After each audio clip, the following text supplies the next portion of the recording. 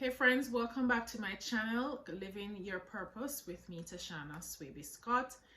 Today I'm going to be continuing our series on how to write your book, and I'm going to be focusing on how to write plot, or to just what they call pantsing. So plotting versus pantsing. So stick around and let's get into it.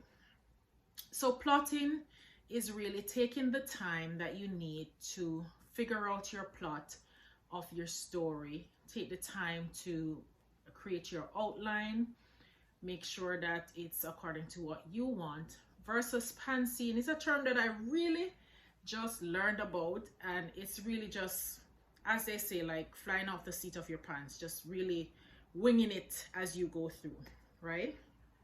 So there are some pros and cons to plotting versus pantsing. And if you look at it, when you're plotting, you're actually sitting down and planning out your story.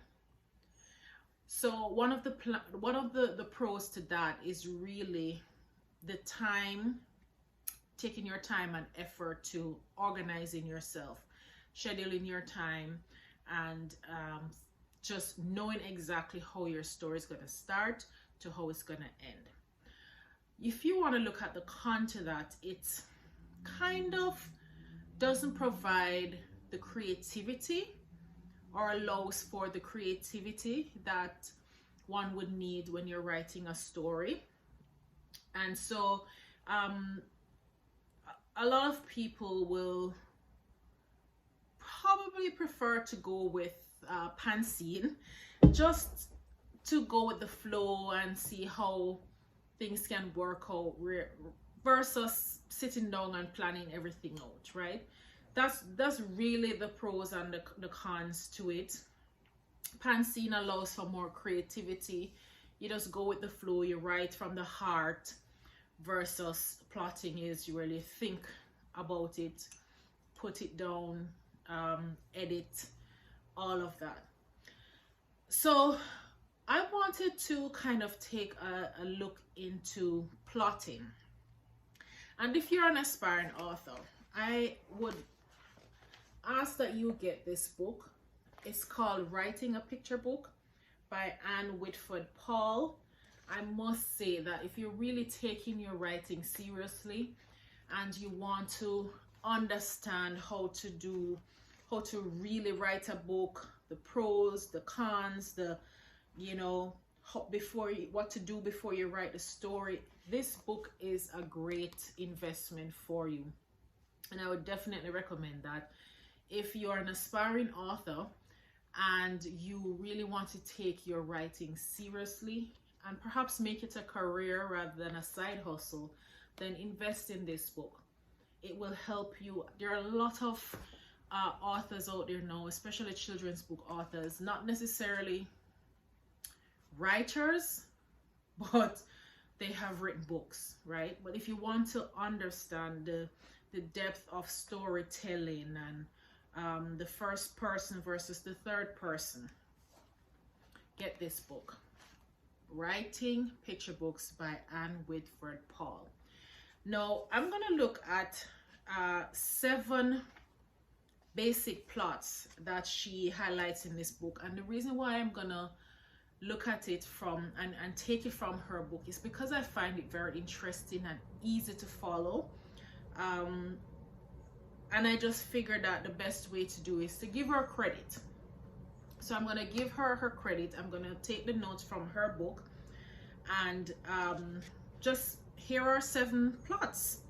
The first one she has is overcoming the monster. So if you're writing a picture book and you decide to work with monsters, she's saying that just if you use any type of monster, these creatures only need to appear monstrous to kids. So they don't necessarily need to be this huge monstrosity kind of thing. Just make your monster appear to be monstrous to children, right? They like wild things that they may want to overcome, or scary kind of thing. The next one is next plot you can look at is a kind of rags to riches story. This is what she says. Now, this story revolves around somebody who started out very poor, impoverished, but somehow finds wealth and riches in society, right? She refers to a book by Noah Webster and his words, as an example of a true life story in the same kind of manner. She's given examples of books that you can use to look at. Ralph Tells a Story by Abby Hanlon. So these are examples of plots that give you a rags to riches kind of feel. So if you're writing your book, you can always purchase these books and just read it to figure out how it can help you. The next plot is called The Quest. And the quest is something that really, as it says, it's trying to find something, the gold, the pot of gold at the end of the rainbow kind of thing. So again, you can look at There's a Bear in My Chair, right? This is a story that she refers to, that by Ross Collins, that you can use to guide you when you're talking about or trying to create a plot that is on the quest. The other one she refers to is called Voyage and Return. And in this plot, she says the hero or the heroine leaves a familiar surrounding and travels to a far place or a different place just to figure out life, really. And she gave an example, The Wonderful Wizard of Oz by L. Frank Baum. So this is another example where you can purchase this book and just read it through and try to understand how, if you use a plot like Voyage and Return, this is what it will look like. The next plot that she refers to is called The Comedy.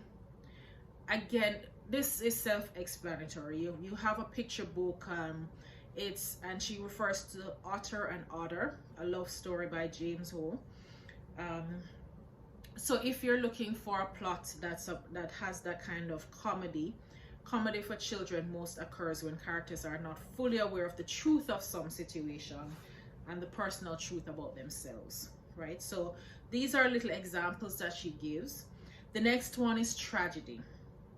And as we know, it's really something that's kind of nightmarish for children. If you're gonna write that kind of plot, or you know, that's what you're looking for, something that's kind of scary or sad for them. We don't really, I know when you think of children's book, you don't really want to have a plot that's tragic or it's kind of scary for them, but you do have some children's book authors out there, and they specialize in these things. They don't shy away from them. So if that's what you're looking for, and remember, children's book doesn't necessarily stop at age 7 or 8 or 9. You have all the way up to teens, right? So again, it will go back to choosing who your audience is.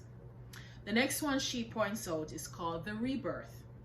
And this is, to understand traditional stories of rebirth, you will only need to look at classic children's stories.